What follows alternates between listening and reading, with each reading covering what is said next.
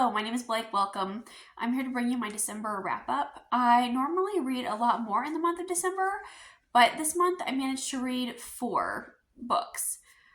And I have no idea what happened, but I had a pretty busy work month for like the earlier half of December, and I think that just kind of interfered with my reading time a bit.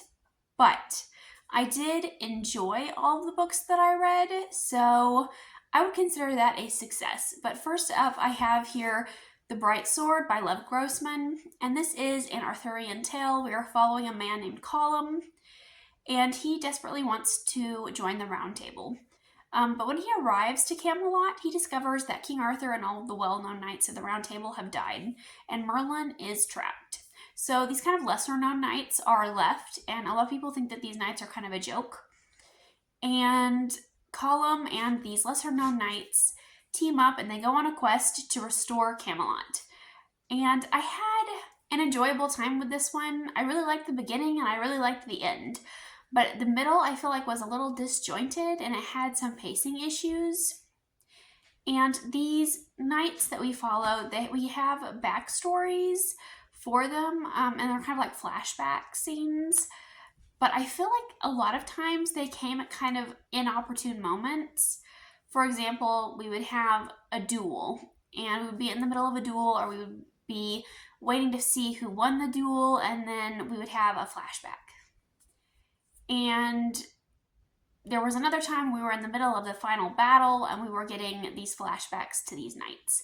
And I did enjoy getting to know these lesser known knights, and some knights got more chapters than others in the flashbacks, so I didn't feel as attached to some of them because we didn't spend as much time with them. But I did like the themes here, and I did like the way that we had all these nods to the original King Arthur story and to some of the adaptations that we've had over the years. And I also like that it didn't shy away from the darker aspects of the King Arthur story. Up next, I have Of Blood and Fire by Ryan Cahill, and this is a self-published fantasy, and it has a very classic fantasy feel. We follow Kalen, who is a young man, and he is bound to a baby dragon egg, and he has to flee his village and go on a quest. And that is kind of the setup for the story, and this has a very similar feel to an aged-up Aragon, or if you like John Gwynn's Malice, I think that you'll like this one. I did enjoy this one. I gave it 3 stars, and it's ironic that I also gave John Gwynn's Malice 3 stars. Like, I had the same complaints about both of them, which is interesting. I don't always love a classic fantasy. I feel like they are enjoyable, but I often find them too familiar, and I think that was kind of my dislike here. In the beginning, I fell right into this. I was really interested in knowing what Kalen and his friends were doing in this village, and how they are going on this epic hunt, and how they come across this dragon egg. And as a kid, I loved Aragon, so I feel like I was eating a lot of this story up. But I couldn't escape kind of that feeling of familiarity as we went through. We have a rather large cast of characters that we are following, and I feel like a lot of them are just kind of serving to fill a role. It felt like we were just having a checkbox list of certain characters. You know, we have kind of the grumpy swordsmaster and the one who's training Kalen in magic. We have the comedic relief. You know, it felt very formulaic.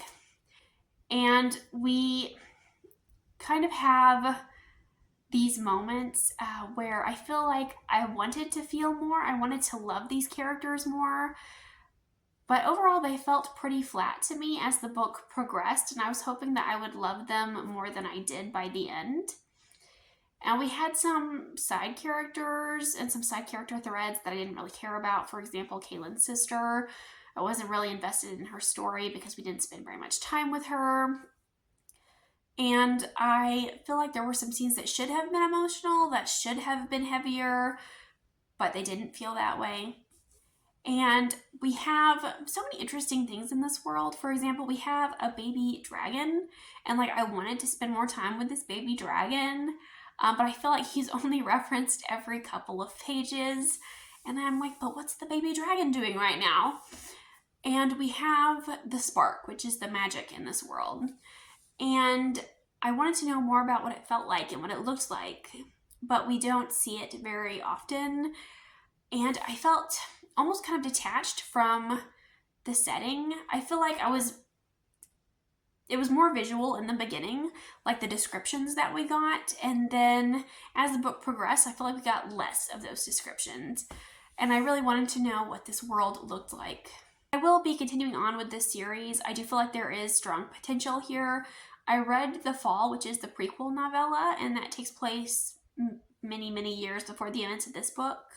I don't know if it was written before or after, but I'm going to say it was written after probably, because that novella I feel like was really good. I feel like the writing was a step up from where it was in this book.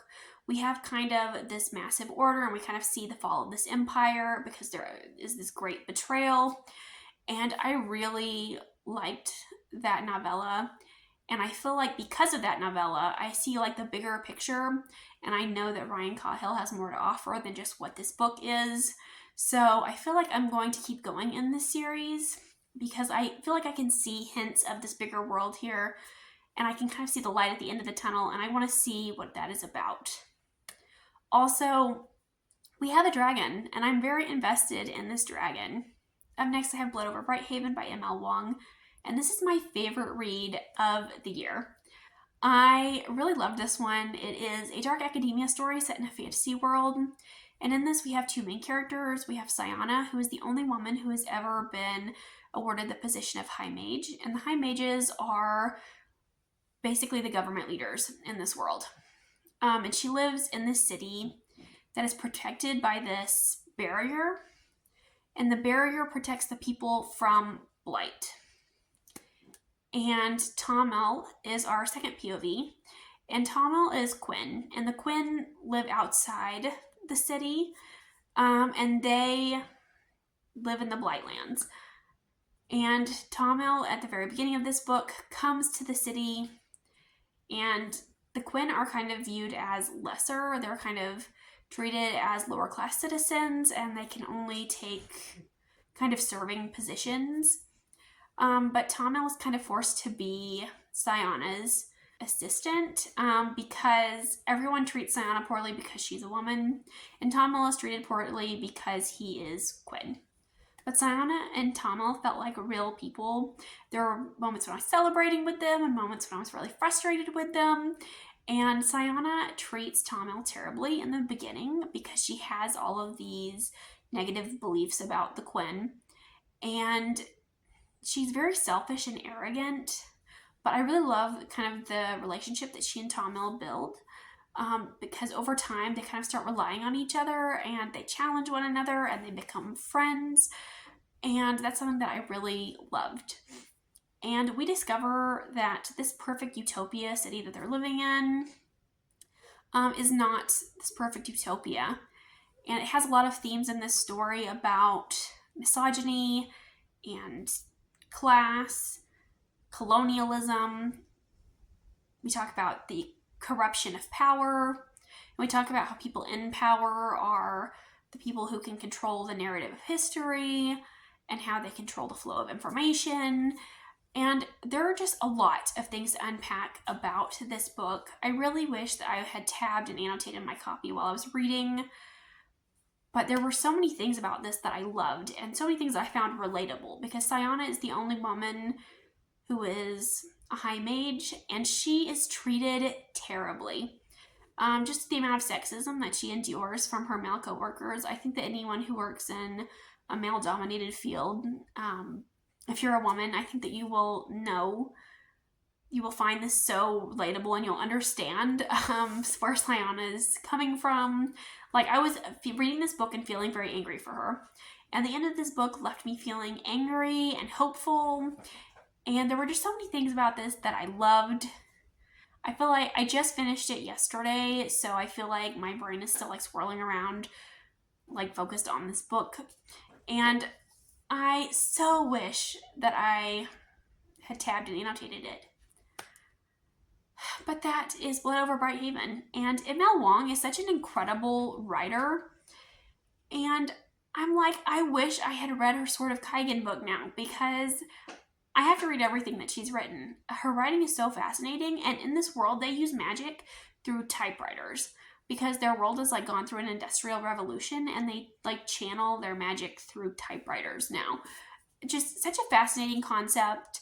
I love the descriptions of this world, and I feel like we didn't have a ton of info dumps, but like the info dumps that we got were really helpful for the world building, and I really liked how they were done. Up next here, I have Empire of Shadows by Jacqueline Benson. I just finished this book just a few minutes before I filmed this video, so it's still like going around my mind. I feel like I haven't really fully fleshed out all my thoughts yet, but I had a really good time reading this one. It very much reminds me of the Mummy film, which is one of my favorite films of all time. But in this book, we follow Ellie, who lives in England in the 1700s, and she discovers a map. And this is a map to a lost Mayan city. So she goes to South America, and she has to hire Adam Bates, who is an American, and he is a surveyor. He makes maps for the South American government, and she has to hire him to be her guide to this lost city.